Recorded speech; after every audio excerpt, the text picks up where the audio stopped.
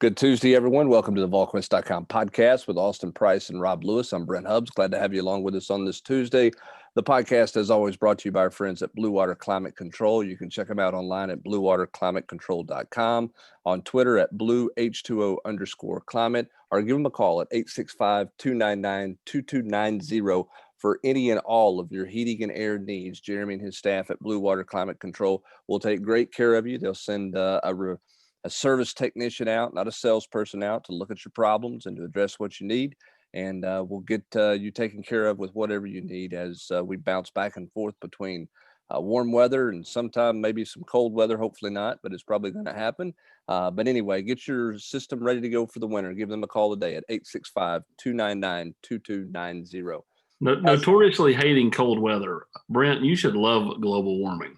I do not like cold weather. I have my reasons for not liking cold weather. So I'm enjoying 80-degree days in November, and we hope that those days continue. It was very nice in Fayetteville on Saturday night. Did not need a jacket, just a light sweater vest and an open air press box, which was a nice evening. Not the ending that any Tennessee fan was looking for in an ugly football game. And we'll jump off and start there as we put a bow tie on that. Rob, up on rewatching and looking back at it, Austin as well, give me your top two takeaways from Tennessee's fourth straight loss. Well, I guess one thing, you certainly hammered on it. My top takeaway would be, what happened at halftime or what didn't happen at halftime to come out and look like that, on both sides of the ball. And I get, Jarrett got hurt, but Jarrett wasn't responsible for, making tackles or stopping Arkansas on third down. So halftime adjustments, and then, secondly, the quarterback position. I know it's a popular topic, and, I don't think Jarrett was great or anything, but seeing what you had behind him more than halfway through the season, I think that was kind of alarming. For me, it was the fact that Tennessee's offense is not creative at all. It just has no wrinkles to it. I get they have some nice run game wrinkles, but there's just no creativity, nothing that makes you go. Like if you're a recruit, if you're an offensive recruit, if you're Ty Simpson or whoever, and you watch that, how do you get excited for that? I know new players can change how the offense is run, but just hard to watch that and get excited about Tennessee football. Do you think that is all because of Chaney's lack of trust in the quarterback? Because Jeremy Pruitt acted like on Monday in his press conference, he wants to be more aggressive. He wants to be, I guess, more creative, take more shots and all those types of things. Jim Chaney, I think the reputation is he likes to throw it around a lot. We've all talked about how he gets pass happy. And now all of a sudden it's like Chaney's Mr. Conservative and Jeremy wants him to be more aggressive, or at least that's the way it could be interpreted from Monday. Do you think the offensive staleness is just directly tied to the inefficiencies at the quarterback or lack of trust at the quarterback spot? Well, I think Coach Chaney's offense, while has been super productive for years and years and years, I'm not sure it's evolved with time. And when you have superior athletes, then I think you can make do with it. When he was at Georgia, he had a really good offensive line. He had great running backs, a very smart, intelligent quarterback, and adequate enough at the time receivers. Here, the offensive line is a push at best to what he had at Georgia. The running backs aren't nearly as good. This group of receivers, while it may have upside, they're not playing the upside to the receivers.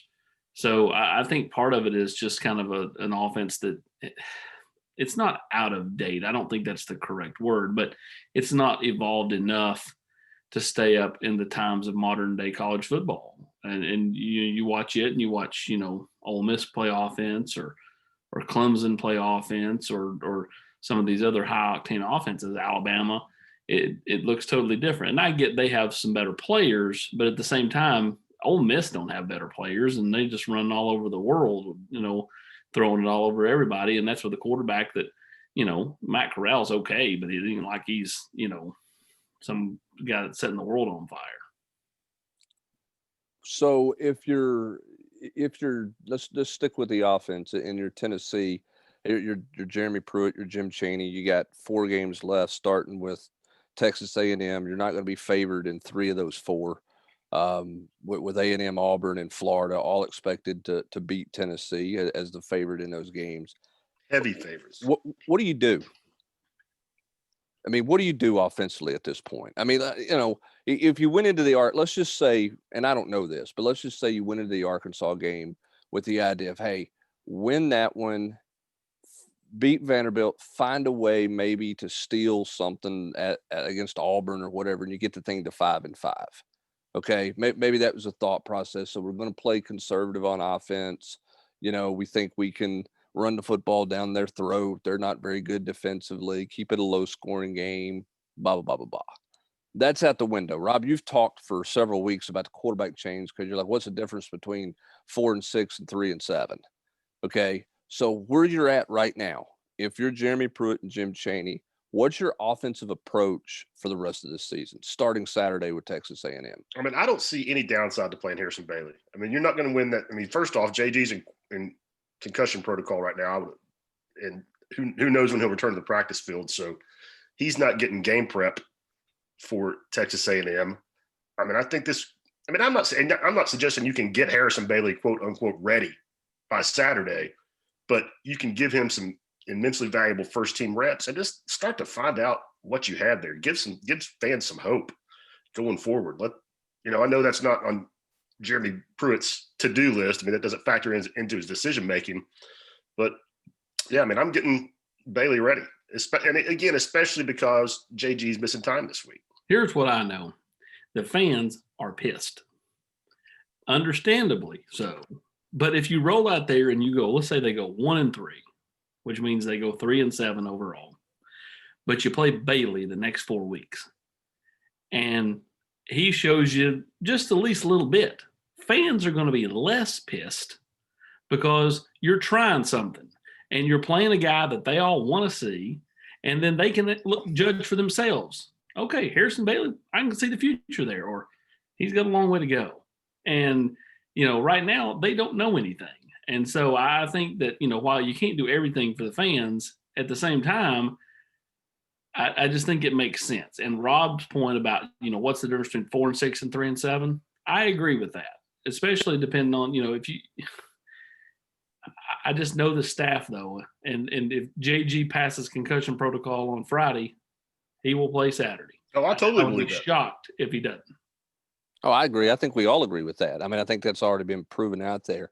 Let me ask both of you this question. Obviously, as you both have said, the fans are, that they're going to be mad anyway. I agree with the point you're making, Austin. I think it's a good point. I think it's a point you'll see from me a little bit later in the week in a column that I've been working on. But let me, and this is part of the column too. I'll go ahead and give it away now. But let me ask you this: how important is it not just to show the fans some hope, but how important is it to show recruits some hope and to show guys on the and to play young guys on the team to try to keep them from being restless with the idea that we may see a flood in the transfer market nationally come January? Yeah, I think that's as important a thing as there is. I mean, it's kind of like, when Trey decided to come back, everybody said that's Jeremy's most important recruit for the 2020 class. Don't disagree. Same thing here in a much more broad, bigger scope is I know the feelings of this staff on Malachi Weidman and Jimmy Holiday and Jimmy Callaway and Dee Beckwith and Morven Joseph, and you can go right on down the line. But when you see tweets like Beckwith had on Saturday, where clearly he was frustrated. He's an 18-year-old kid who thought he was going to play, felt like his time was coming, and then he didn't play. Well, you get to January and they decide to pass this thing, you're going to really struggle to hold on to some of these freshmen or sophomores that have some discontent about the fact they didn't play that much this past year. So it's going to be a wild deal if this one-time transfer waiver passes.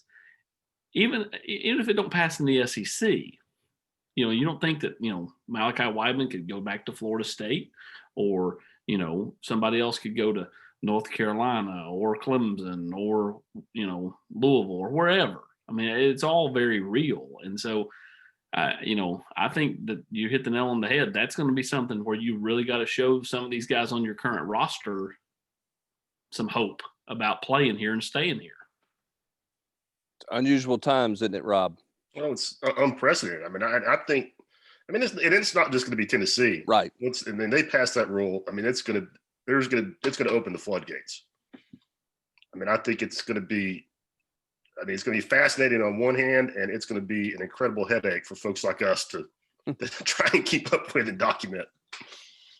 Yeah, it's going to be interesting for sure. And that's another element that coaches have to think about, because I think most fans see the transfer portal as, hey, I can go in and grab my guy out of free agency to fix whatever problem my team has. And they don't view it as what they might lose off their team, which is obviously not the way anybody approaches it. Is like, oh, is this guy leaving or is that guy leaving? Most fans see it as, okay, if we can go get a pass rusher, or we can go get whatever one or two things we need, then all of a sudden, bam, we got a chance to win the league, or we got a chance to win our division, or whatever the case. So that is certainly going to be a new wrinkle for sure.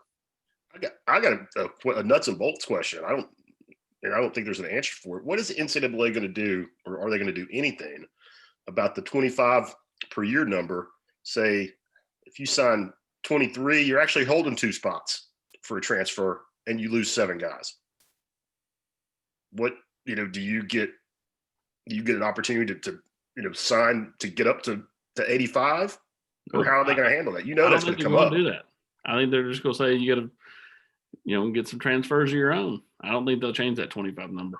Or they're going to say you can back count them. You can potentially back count them if you don't. I mean, I don't think they're going to change. There's some people out there who think, and it's a good question, Rob, who think that they ought to eliminate the number, the yearly number, and just say, hey, you've got 85 and you got to stay under 85. And that way you can compensate for transfers. So if you have a rash of guys leave your program, then yes, you could sign, and under that rule, you would be able to sign 32 to get back up to 85. I don't know that that's that's really realistic to ever become an issue to pass, but there's some people who say, look, just give the overall number to manage and eliminate the 25 annual deal because of what's going on with, part of the issue with back counting too. So many guys are midtermers, you're signing at an early date. I mean, it's hard to back count, and do that the way that you used to be able to do some of those things. So, I think that's a proposal that some coaches have out there, but I don't think that's anytime close to happening. So I think for now it's going to be, you got to deal with it as a 25. And if you come up under the 85 number, then, hey, you should have done a better job keeping your guys on campus, because you're going to end up with the 85 number. Now I'll say this, there may be a lot of guys going to transfer portal who end up with not what they thought they were going to end up with, in terms of school options out there.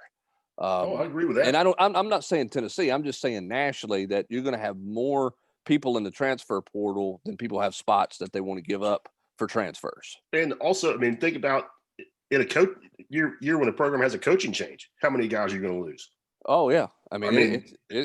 That's why a lot of people are not for the one-time transfer waiver. There's some administrators around the country that are not in favor of it. There's some coaches around the country, the more they look at it, that are not in favor of it. But that's something that I think as a coach, you better be preparing for the last month of the season in particular, because right now is the time where guys really get restless because they're tired of practicing every day, Austin, and not getting to play. And all their guys at home are sending them texts. Hey, I saw the game on TV. Didn't see you. Hadn't seen you all year long.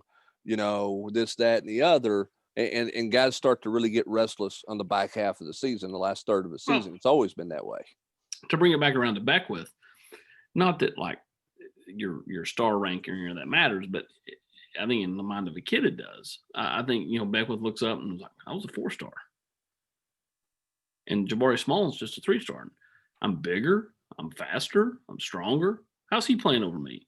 I don't understand. And there's a disconnect. So, I think that goes for a lot of these kids. More, Danico Slaughter started the first game of the year, and he plays special teams now, and that's about it. He's got a few garbage reps in there. over the period of the season. But this is a kid that played almost the entire first game and started the first game of his college career. Same thing, with Morgan Joseph played some there for a stretch, and then now all of a sudden he's not finding the field very often. Tyler Barron plays quite a bit. Jalen Hyatt plays quite a bit. Holiday played more this past week than he's been playing. Callaway's not playing a ton. Weidman's not playing at all, and, these are some guys that mentally they feel like they should probably be out there. All right. Look, I don't disagree with that at all. Let's flip it over and talk about defense, some nuts and bolts defensively. Look, they got issues on the defensive side of the ball. They've got problems in the middle of the field. Is it just safe to say that they just can't fix that issue? I mean, 6 games in, I mean, I would have, that's the way I would have to go.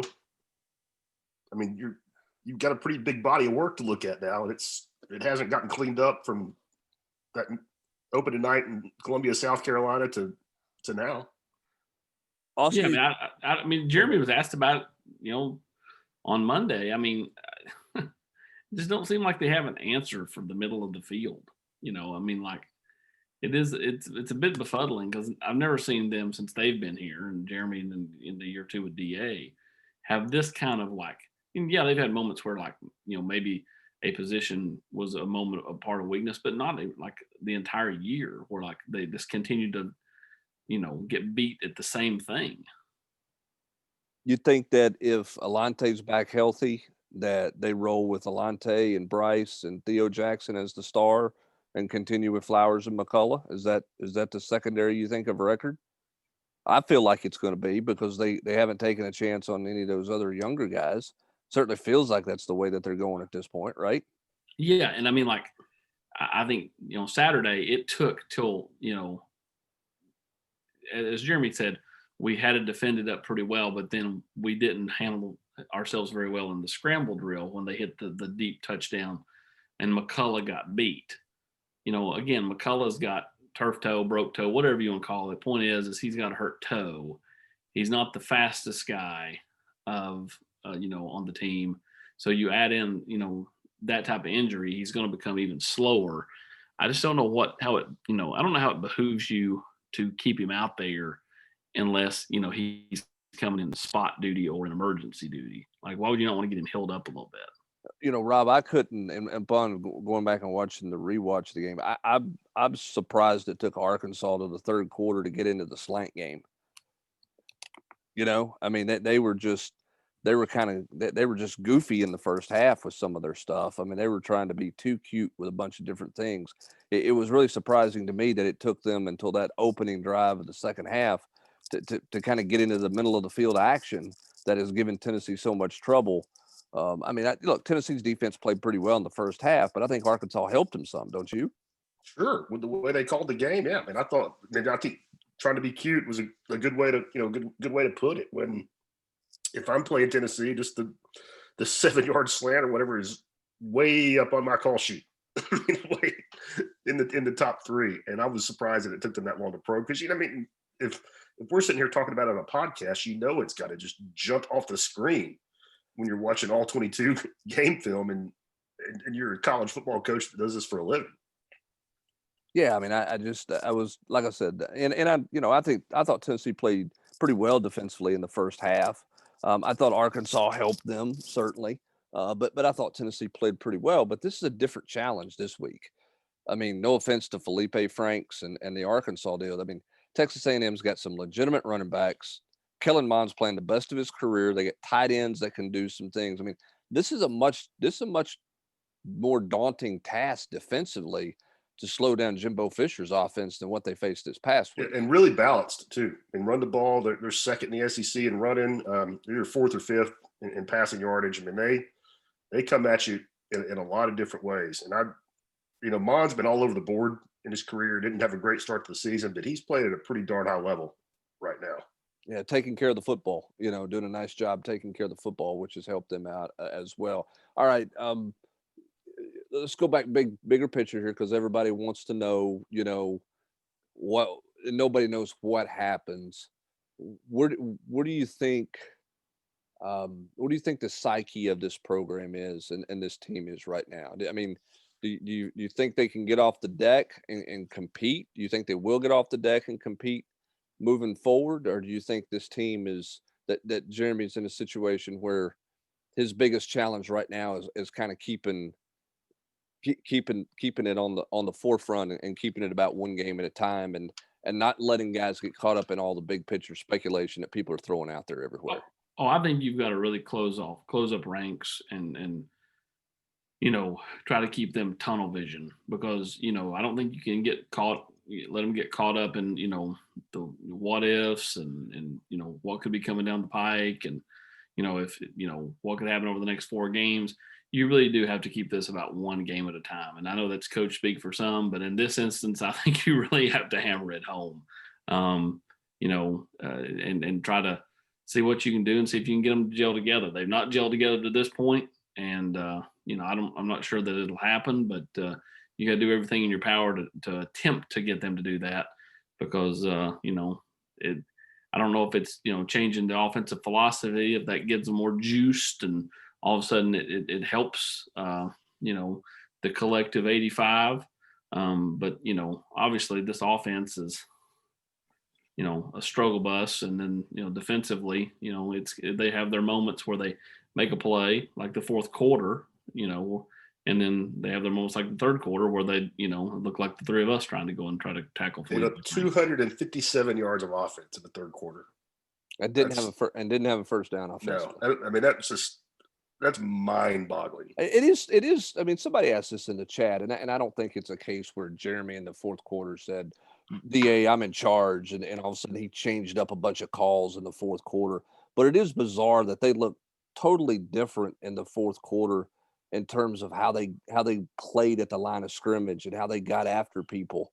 I mean, because it wasn't like Arkansas was just running it into the line or running off tackle, and that was it. I mean, Arkansas is still throwing the football through the third quarter. Had 4 sacks in 2 series. I mean, somebody asked a good question. Why? I mean, how did that come about? I don't have an answer. Do you guys have a thought? I do not have a thought. I mean, I don't think it's as simple as Jeremy taking over play calling, because I mean, I think, as we all, as everybody knows, I mean, he's pretty hands-on with the defense all throughout the game. But that was I mean, they got their stinger back. The offense never did, obviously, but the defense did what they had, what they could in the fourth quarter. Just another collection of unknowns and maddening things, right, Austin? Well, it is. I mean, because I'm weary of a little bit. I didn't mean to interrupt you. Weary of just saying I don't know. You know what I mean? But like when you talk about the fourth quarter, why the defense showed up, I don't know. Why they're not showing up in the start the second half, I don't know. I can't explain. You go back to early in the fourth, and Tennessee, or it was about 7 or 8 minutes to go in the game actually, and they had back-to-back plays where the ball goes on the ground. And they didn't recover either one of them. If they had recovered the first one, they'd have had the ball at like the 12-yard line. I mean, little things like that have went against them. Arkansas had 4 fumbles, got them all back. Yeah, I mean that's unheard of. And it's crazy because down the stretch last year, they made every play they had to make to win games. Now maybe they were ugly wins. Okay, maybe it wasn't pretty. They didn't score a lot. It wasn't sexy. But this team found a way to make every critical stop they needed to make, or to make every critical conversion they needed to make to move the sticks to win a football game. Well, but you had Nigel Warrior, who was an all-SEC performer. You had Daniel Batuli, who was calling the defense and allowing a pretty good little young freshman beside of him to kind of build on his own. And then you had Darrell Taylor. I mean, you take those 3 guys away, that's a big difference in the defense. And I mean, again, not to keep harping on the offense, but you go back to the end of last year, and what you just said is the 100% truth, Brent. It ain't like they were winning these games 38-35. They were winning them 24-20 and 17-14, and these low-scoring affairs. Look at college football. Look all over college football. If you're not scoring 35, you're falling behind. Oh, Brent, you had a great stat. What was the stat about winning the SEC 2 times this year? Yeah, 2 teams. In all the games, teams have won without scoring 20. Yeah, there are two wins in SEC games this year where the winning team had less than 20 points. And Georgia beat Kentucky 14-3, and A&M beat Vanderbilt 17-5 to open the season. And everything else is, 21 or more. Most of them are 30s and in the 40s that are taking place. And by the way, this A&M team has scored over 40 points, I think, in their last three outings, or three of their last four outings. So they're certainly putting up a lot of points. You've got them left. You got a Florida team coming in 4 weeks. Just put 44 on Georgia. I mean, yeah, you're not going to win with this. I mean, Tennessee's not going to win those games anyway. But that just shows you where the bar is in this league offensively right now. All right. As we get out the door here, a couple of things. Rob, I want to ask you a couple of basketball things in just a second. But first, Austin, as we get out the door on the football stuff, from a recruiting standpoint, we see Caden Salter. He seems solid. Terrence Lewis saying all the right things on social media. Is it as solid as it feels right now? Does it become more of an issue moving forward? Or do you think Tennessee's, with the committed players, that you think they're holding okay right now? Well, Tennessee certainly feels like things are holding pretty steady right now. And you're right. Most of it, I mean, I've not seen anybody put anything negative out there. Most everybody is, frequently posting positive stuff, but at some point the other shoe drops if you don't start winning some games. I mean, like, some of these kids are going to look up and go, man, am I really going to go up there and they're 3-7 and have no pulse? I mean, like, one would like to think that, a group of kids takes a chance on Tennessee, but that doesn't normally happen. So, like, these other schools are going to continue to recruit and drive home the point that Tennessee's a dumpster fire and things are falling apart and everything that all schools do to other schools when they're having seasons like Tennessee's having. So it's important to try to find some type of momentum here these last four games to stymie any negative recruiting that is going on. Not being able to get in a home, not being able to go on official visits, help or hurt Tennessee? I think that honestly helps, because schools cannot go into Dylan Brooks' house and make their pitch. And he can go over there and go on campus if he really wants to. But, I just think that the opportunities for schools are way fewer than what they would be if, this was a normal recruiting cycle. So I think it helps. Now, the caveat that is Tennessee doesn't get them on campus, on their own. But again, they loaded up early, and we thought at the time we're like, there's no way that they don't let visits take place. And then this thing continually drags out, and all of a sudden doesn't look like anybody's taking visits anytime. Yeah, certainly not. So interesting thoughts on recruiting there. I think that's something to keep an eye on. I think your thought on not being able to take visits is I had not thought of it that way. I thought of it the other way, but I think you make a compelling point that it could be, ironically, of a benefit to Tennessee. All right, Rob, let's talk hoops. They're going to play. Schedule's almost done, sort of done, not completely announced. Got two more games coming, and they're going to be against? Pretty poorly kept secret. I think Gonzaga and Notre Dame, it's pretty common knowledge out there. The Gonzaga game is an ESPN event, so they're going to make that announcement on their own sometime. But that's Rick, whether ESPN did, because that was the Jimmy V Classic, but Rick and Mark Few go way back. They used to, scrimmage each other in the preseason. They were going to play that game no matter what, with or without ESPN's help. So the only thing is the only news will be where that game is going to be at. And then they'll add one more game, and both of those will be the first week of December. All right, let's talk about this team. Vibes on this team have been good, although they've been dealing with some COVID stuff. I know they haven't necessarily had everybody out there for an extended period. They've had a lot of absences. So where do you think this team is in terms of being ready to play? I mean, I think that given that we're still, almost not quite 3 weeks away from the season opening, I think they're going to be ready. And I also think that, everybody's been dealing with stuff. So I don't think Tennessee's completely behind the eight ball there. And man, I don't want to pump the hype train a whole lot, but the AP rankings came out today. Tennessee was number 12. And I don't have a great grasp of what everybody else in the country looks like, but I think 12's too low. And I think this is a top 10 team. I think you bring back an all-conference player in John Fulgerson. And I think you bring back the SEC Defensive Player of the Year in East Pons, and I'm not sure either one of those guys are going to be the best players on the team with the kind of freshman, with the buzz that you're hearing about the freshmen. I mean, people who are generally conservative that I talk to a lot are talking about Keon Johnson in a way that I have never heard anybody on that campus talk about a basketball player. Well, we'll see how he practices, Rob. If he don't practice, he don't play. So that's just a campus rule. That's a campus rule. He's going to play, AP. He's going to play. And, I mean, I think Rick's got a great problem, man. I mean, I hear, going the three guys you hear the most, I mean, like Santiago Vescovi would win an award for most improved from everything I've heard. Josiah allegedly looks a lot better, like way more flexible, way better lateral quickness wise, and just healthy. Keon and Jaden living up to the hype. Keon exceeding the hype that he came in with, even as a 5-star. And I hear they really like what they feel like they're going to get from EJ Anosike. Feel like he's going to be beyond solid.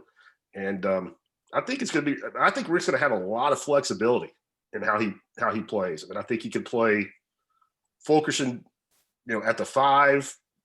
Josiah, when Eve comes out, play Josiah at the 4, with some combination of Keon, Victor Bailey, Jaden, Santiago out front. I think he could maybe play Eves at the 3 with EJ and Fulke down low if he wanted to go big. I think he's going to be able to really mix and match depending on the night, depending on the matchups.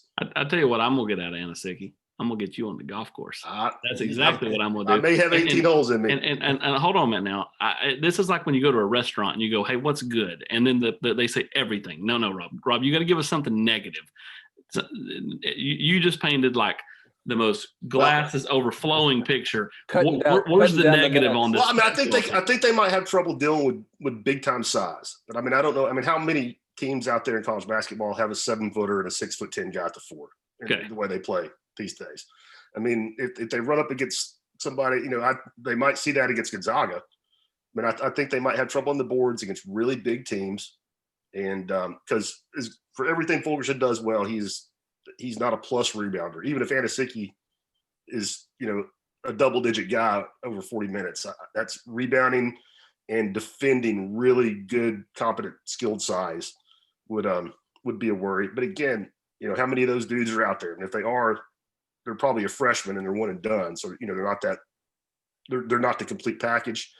And while I think it's a really good thing that I've been told that they have maybe 4 guys they feel good about playing point guard, maybe even 5. I'd feel better if they had 1 who they knew was the point guard. So to recap, eat the chicken, eat the filet, avoid the meatloaf on the menu for the whole basketball team. Or in your case, avoid anything green in the side department, right, AP? No doubt. Green beans or no pink, or pink, or even a little bit red in the meat department. No, that's not true. I eat medium rare steaks. Now, come on now. When did you start doing that? He's grown Years greatly. ago. He's grown greatly. I tell you what, the end of this podcast is like going to Austin's house and meeting Santa Claus and giving out your wish list, because Rob Lewis has made you feel good about everything in the world of Tennessee basketball. That's going to do it for this edition of the Blue Water Climate Control Volquest.com podcast. For Austin Price and Rob Lewis, I'm Brent Hubbs. Thanks for joining us. Have a great rest of your Tuesday, everybody.